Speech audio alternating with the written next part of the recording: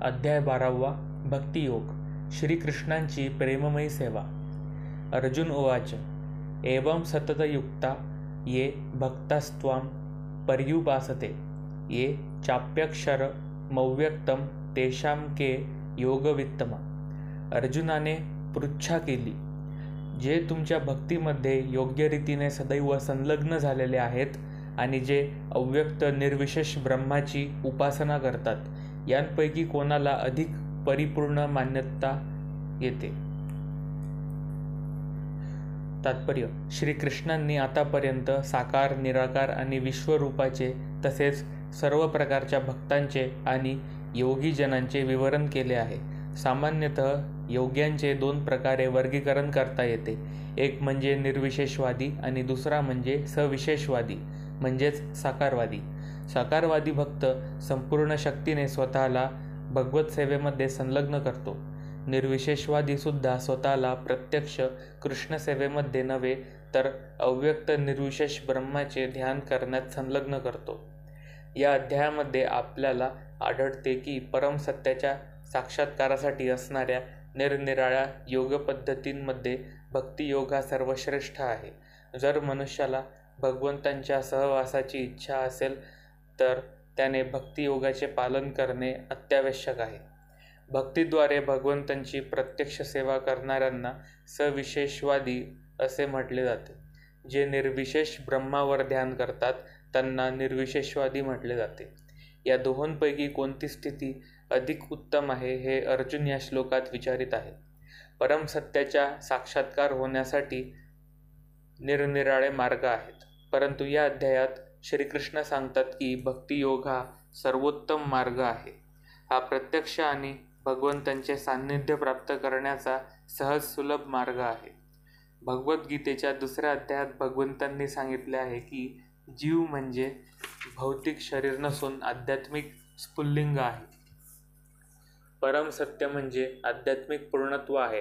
7व्या अध्यायामध्ये त्यांनी सांगितले आहे की जीव हा परमसत्याचा अंश आहे आणि म्हणून त्याने आपले ध्यान परमसत्यावर पूर्णपणे केंद्रित करणे अत्यावश्यक आहे.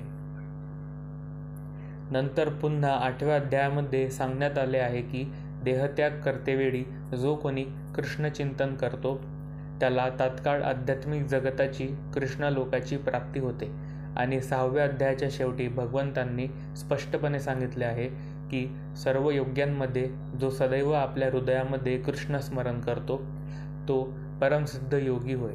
म्हणून जवळजवळ प्रत्येक अध्यायाचा अंतिम निष्कर्ष हाच आहे की मनुष्याने श्रीकृष्णांच्या साकार रूपावर अनुरक्त झाले पाहिजे, कारण हीच सर्वोच्च आध्यात्मिक अनुभूती आहे.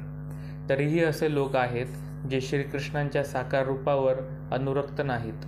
कृष्णरूपापासून ते इतक्या दृढपणे अनासक्त झालेले असतात की भगवद्गीतेवर भाष्य करतानाही ते लोकांना श्रीकृष्णांपासून दूर नेण्याचा आणि त्या लोकांचा भक्तिभाव निर्विशेष ब्रह्मज्योतीवर केंद्रित करण्याविना प्रयत्न करतात. अव्यक्त आणि इंद्रियातीत परमसत्याच्या निर्विशेष रूपावरील ध्यानास ते प्राधान्य देतात. अशा प्रकारे योगीजनांचे 2 प्रकार आहेत. आता या दोहोंपैकी कोणता वर्ग अधिक परिपूर्ण आहे आणि कोणता मार्ग अधिक सुकर आहे हे निश्चित करण्याचा अर्जुन प्रयत्न करीत आहे. दुसऱ्या शब्दात सांगायचे तर तो आपल्या स्थितीचे स्पष्टीकरण करण्याचा प्रयत्न करीत आहे, कारण तो श्रीकृष्णांच्या साकार रूपामध्ये अनुरक्त झालेला आहे. तो निर्विशेष ब्रह्मावर अनुरक्त नाही. आपली स्थिती सुरक्षित आहे अथवा नाही हे जाणण्याची त्याला इच्छा आहे. प्राकृत जगतात असो अथवा भगवंतांच्या आध्यात्मिक जगतात असो, निर्विशेष ब्रह्माचे ध्यान करणे अतिशय क्लेशदायक असते. वस्तुतः मनुष्याला परमसत्याच्या निर्विशेष ब्रह्मज्योतीची परिपूर्ण अनुभूती होऊ शकत नाही. म्हणून अर्जुनाला म्हणावयाचे आहे की अशा कालाप्यव्ययाचा काय उपयोग आहे? 11व्या अध्यायामध्ये अर्जुनाला अनुभव आला आहे की श्रीकृष्णांच्या साकार रूपामध्ये अनुरक्त होणे ही सर्वोत्तम गोष्ट आहे, कारण त्यामुळे तो इतर सर्व रूपे जाणू शकत होता आणि त्याचवेळी त्याच्या श्रीकृष्णांवरील प्रेमात कोणत्याही प्रकारचा व्यक्तत्य येत नव्हता. अर्जुनाने या श्लोकात श्रीकृष्णांना विचारलेल्या प्रश्नांमुळे परमसत्याच्या निराकार आणि साकार रूपातील भेद स्पष्ट होईल. श्री भगवान उवाच मय्यावेश्यं मनो ये मां नित्ययुक्ता उपासते श्रद्धया परयोपेतास्ते मे युक्ततमा मता. श्री भगवान म्हणाले, जे आपले मन माझ्या साकार रूपावर स्थित करतात आणि दृढ दिव्य श्रद्धेने माझी सतत उपासना करण्यामध्ये संलग्न झालेले असतात, ते माझ्या मते सर्वोत्तम आहे. तात्पर्य: अर्जुनाच्या प्रश्नाला उत्तर म्हणून श्रीकृष्ण स्पष्टपणे सांगतात की जो माझ्या साकार रूपावर आपले मन केंद्रित करतो आणि श्रद्धा व भक्तिभावाने मला भजतो, तोच योग्यांमधील परमसिद्ध पुरुष होय. अशा कृष्ण भावनाभावित व्यक्तीच्या कोणत्याही क्रिया भौतिक नसतात, कारण तो सर्व काही श्रीकृष्णांप्रित्यर्थच करीत असतो. शुद्ध भक्त निरंतर सेवेमध्ये संलग्न असतो. कधी तो जप करीत असतो, कधी कृष्ण कथेचे वाचन किंवा श्रवण करीत असतो, कधी तो प्रसाद तयार करतो, अथवा श्रीकृष्णांसाठी काही खरेदी करण्यासाठी तो बाजारात जातो, कधी मंदिर मार्जन करतो अथवा भोजन पात्र स्वच्छ करतो.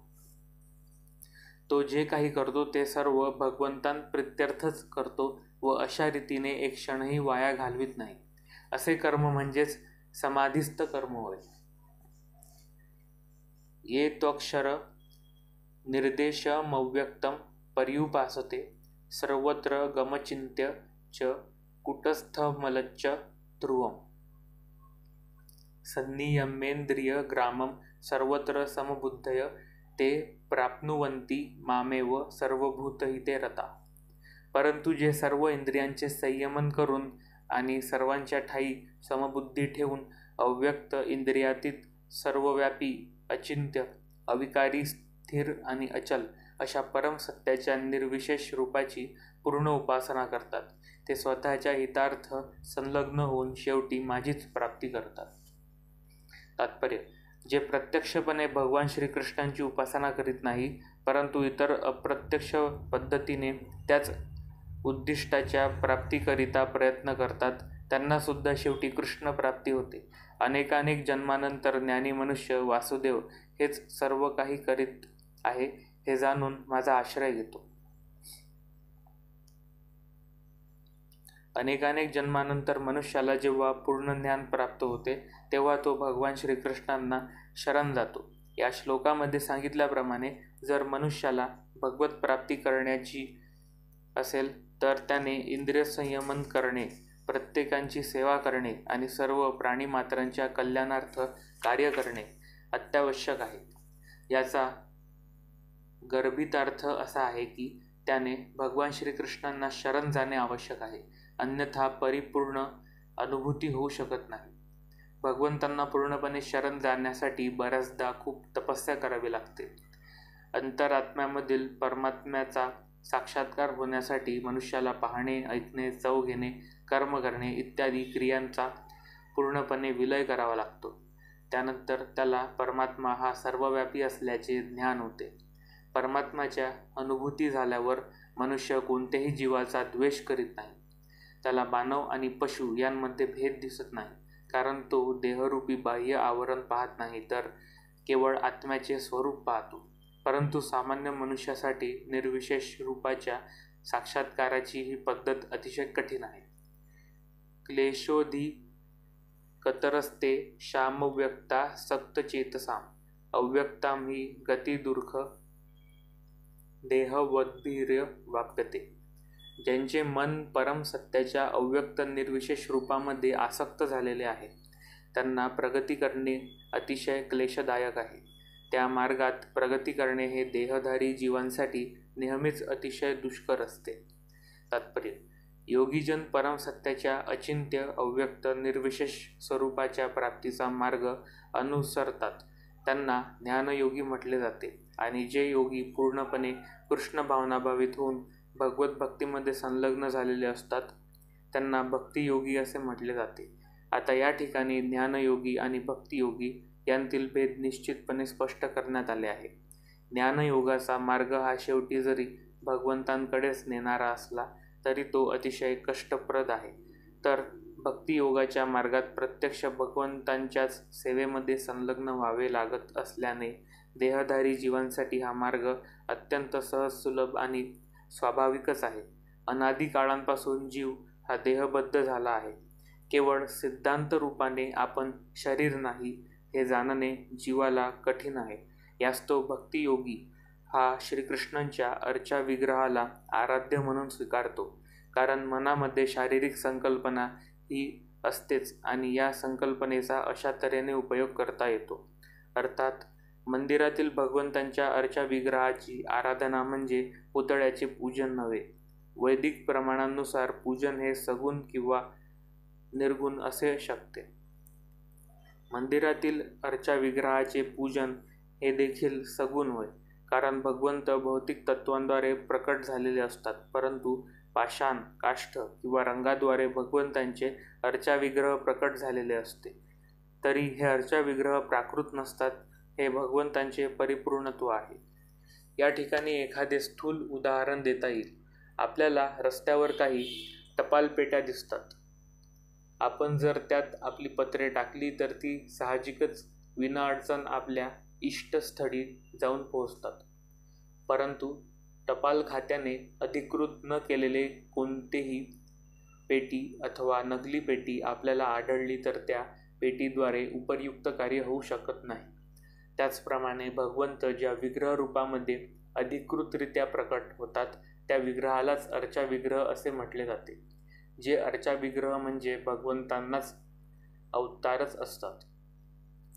परमेश्वर या अर्चा विग्रहाद्वारे सेवेचा स्वीकार करतात. भगवंत हे सर्व शक्तिमान आहेत, म्हणून अर्चा विग्रहरूपी अवताराद्वारे ते भक्तांची सेवा स्वीकार करू शकतात, जेणेकरून बद्ध जीवाला सहजपणे सेवा करता येते. म्हणून भक्ताला तात्काळ आणि प्रत्यक्षपणे भगवंतांकडे जाणे मुळीच कष्टप्रद नसते. परंतु जे आध्यात्मिक अनुभूतीकरिता निर्विशेषवादाचा मार्ग स्वीकारतात त्यांच्यासाठी तो मार्ग कठीण असतो. त्यांना उपनिषदांद्वारे परमसत्याचे अव्यक्त रूप शास्त्रांच्या गर्भितार्थ जाणावा लागतो. त्यासाठी संस्कृत भाषाही शिकावी लागते. इंद्रियांना अगम्य असणारे भाव जाणावे लागतात आणि या सर्व पद्धतींचा अनुभव घ्यावा लागतो. हे सर्व साधारण मनुष्यांसाठी सोपे नसते. भक्तीमध्ये संलग्न झालेल्या कृष्ण भावनाभावित मनुष्याला केवळ प्रामाणिक आध्यात्मिक गुरूच्या मार्गदर्शनाने नियमितपणे अर्चा विग्रहाला केवळ वंदन केल्याने, भगवंतांचे गुणगान श्रवण केल्याने आणि केवळ भगवत प्रसाद ग्रहण केल्याने भगवंतांची अनुभूती सहजपणे होते.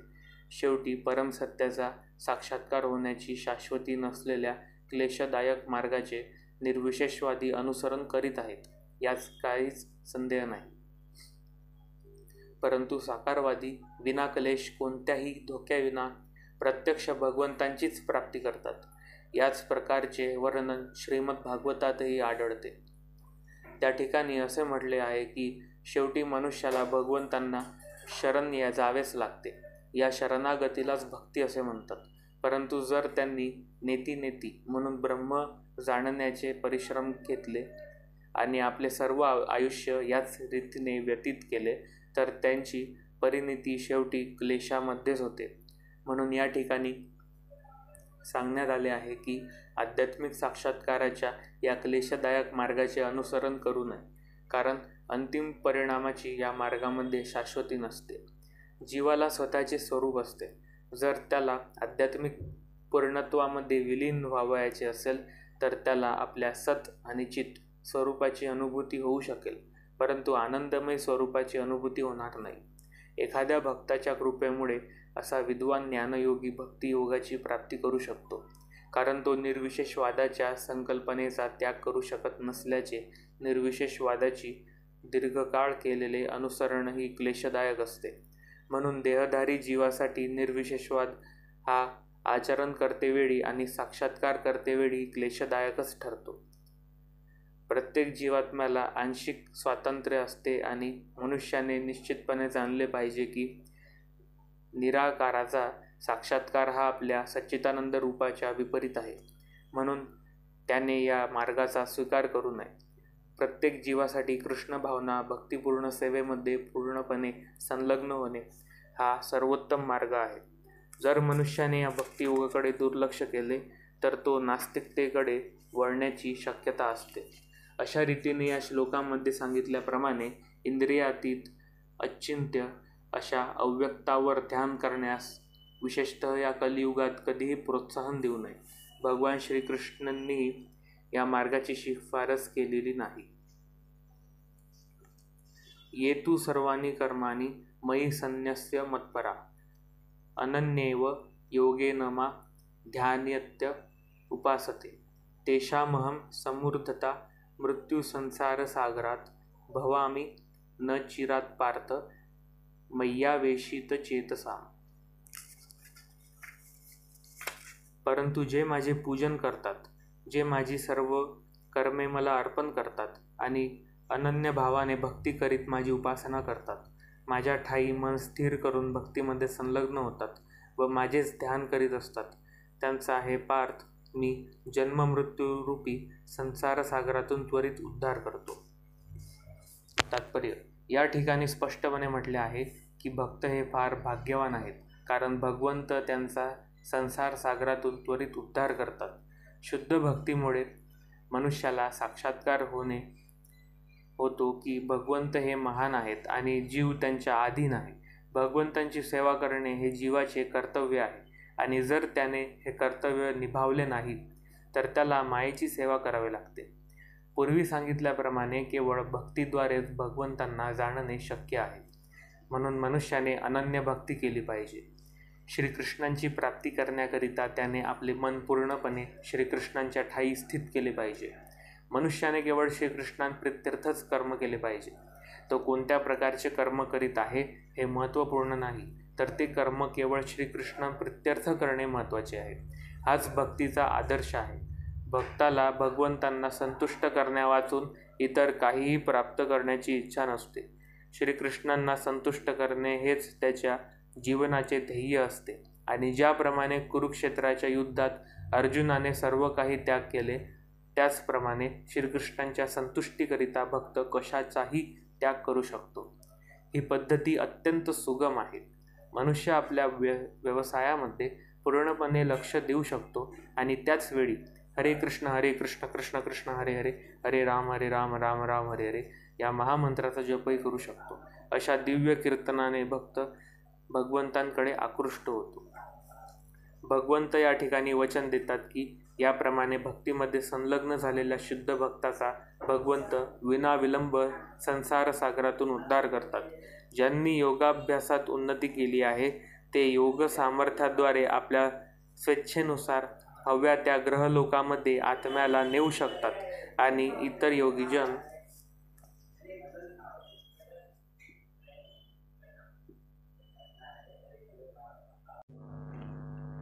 अशा संधीचा विविध प्रकारे लाभ घेतात.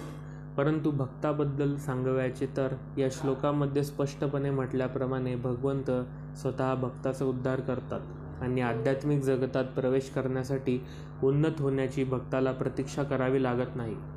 वराह पुराणात पुढील श्लोक आढळतो: नयामी परम स्थानम चिरादिगती विना गरुड स्कंदमारोप्य यथेच्छ मनिवारित. या श्लोकाचे तात्पर्य हेच आहे की भक्ताने स्वतःला वैकुंठ लोकात नेण्यासाठी अष्टांग योगाचा अभ्यास करण्याची आवश्यकता नाही. याची जबाबदारी स्वतः भगवंतांनी घेतली आहे. या श्लोकामध्ये भगवंत स्पष्टपणे सांगतात की मी स्वतः भक्ताचा उद्धारक होतो. एखाद्या बालकाची मातापिता पूर्ण काळजी घेतात आणि म्हणून बालक सुरक्षित असते. त्याचप्रमाणे भक्ताने स्वतःहून योगाभ्यासाद्वारे इतर ग्रहलोकांची प्राप्ती करण्याचा प्रयत्न करण्याची मुळीच आवश्यकता नाही. उलट भगवंत भक्तावर कृपा करण्यासाठी आपल्या गरुड वाहनावर आरूढ होऊन तात्काळ येतात आणि संसार सागरातून त्याची त्वरित मुक्तता करतात. समुद्रात पडलेल्या मनुष्याने जरी अतिशय धडपड केली आणि पोहण्यात तो जरी अतिशय निष्णात असला तरी तो स्वतःला वाचवू शकत नाही. परंतु इतर कोणी मनुष्याने त्याला पाण्यातून बाहेर काढले तर सहजपणे त्याची सुटका होऊ शकते. त्याचप्रमाणे भगवंत आपल्या भक्ताला संसार सागरातून बाहेर काढतात. मनुष्याने केवळ सुगम कृष्ण भावनेचे आचरण केले पाहिजे आणि पूर्णपणे भक्तीमध्ये संलग्न झाले पाहिजे. बुद्धिमान मनुष्याने इतर कोणत्याही मार्गाच्या तुलनेत भक्ती मार्गाला नेहमी प्राधान्य द्यावे. नारायणीय यामध्ये याला पुढील प्रमाणे पुष्टी देण्यात आली आहे. या वै साधन संपत्ती पुरुषार्थ चतुष्टये तया विना तदाप्नोती नरो नारायणाश्रय. या श्लोकाचे तात्पर्य आहे की मनुष्याने सकाम कर्माच्या विविध मार्गी किंवा तार्किक ज्ञानप्राप्तीच्या मागे लागू नये. भगवत भक्तीमध्ये निमग्न असणाऱ्या भक्ताला इतर योग मार्गांपासून तर्कवाद, कर्मकांड, दान, यज्ञ इत्यादींपासून प्राप्त होणारे लाभ आपोआपच प्राप्त होतात. भक्तियोगाचा हा विशेष अनुग्रह आहे. हरे कृष्ण कृष्ण कृष्ण हरे हरे, हरे राम राम राम हरे हरे. या पवित्र हरिनामाचा केवळ जप केल्याने भगवत भक्ताला परमलक्ष्याची प्राप्ती सुखाने आणि सहजपणे होते. परंतु याच परमलक्ष्याची प्राप्ती इतर कोणत्याही धार्मिक विधीने होऊ शकत नाही. भगवद्गीतेचा निष्कर्ष 18व्या अध्यायामध्ये सांगण्यात आला आहे. सर्व धर्मान परित्यज्य मामेकम शरणं व्रज अहम त्वां सर्व पापेभ्यो मोक्षयिष्यामि मा शुच. आत्मक साक्षात्काराच्या इतर सर्व मार्गांचा मनुष्याने त्याग केला पाहिजे आणि केवळ कृष्ण भावनाभावित भक्तियोगाचे आचरण केले पाहिजे. यामुळे त्याला जीवनाच्या परमोच्च संसिद्धीची प्राप्ती होईल. त्याने गतजीवनातील पापकर्मांचा विचार करण्याचीही आवश्यकता नाही, कारण भगवंत स्वतः त्याची पूर्ण जबाबदारी घेतात. म्हणून स्वतःहून आध्यात्मिक साक्षात्काराद्वारे स्वतःचा उद्धार करण्याचा निष्फळ प्रयत्न करू नये. प्रत्येकाने सर्वशक्तिमान भगवान श्रीकृष्णांचा आश्रय घेतला पाहिजे. यामध्येच जीवनाची परमसिद्धी आहे. मय्येव मन आधवस्व मयि बुद्धी निवेशय निवसिष्यसि मय्येव अत ऊर्ध्वं न संशय. माझ्यावर पुरुषोत्तम भगवंतांवर तुझे मन स्थिर कर आणि आपली बुद्धी माझ्या ठायी युक्त कर. अशा रीतीने तू निसंदेह सदैव माझ्यामध्येच वास करशील. तात्पर्य: जो भगवान श्रीकृष्णांच्या भक्तीमध्ये संलग्न असतो त्याचा भगवंतांशी साक्षात संबंध असतो आणि म्हणून आरंभापासून तो दिव्यावस्थेमध्ये स्थित असतो. यात मुळीच संशय नाही. भक्त हा सांसारिक स्तरावर राहत नाही, तर तो श्रीकृष्णांच्या ठायी वास करतो. भगवंत आणि पवित्र हरिनाम हे अभिन्न आहेत. म्हणून जेव्हा भक्त हरे कृष्ण जप करीत असतो तेव्हा श्रीकृष्ण आणि त्यांची अंतरंग शक्ती भक्ताच्या जिव्हेवर नृत्य करीत असतात. जेव्हा तो श्रीकृष्णांना भोग अर्पण करतो तेव्हा श्रीकृष्ण प्रत्यक्ष ते खाद्यपदार्थ ग्रहण करतात आणि हा कृष्णप्रसाद खाऊन भक्त कृष्णमय होतो. जो मनुष्य अशा सेवेमध्ये संलग्न होत नाही तो हे कसे घडते यांसंबंधी भगवद्गीतेत आणि वेदांमध्ये जरी निवेदन केलेले असले तरी जाणू शकत नाही.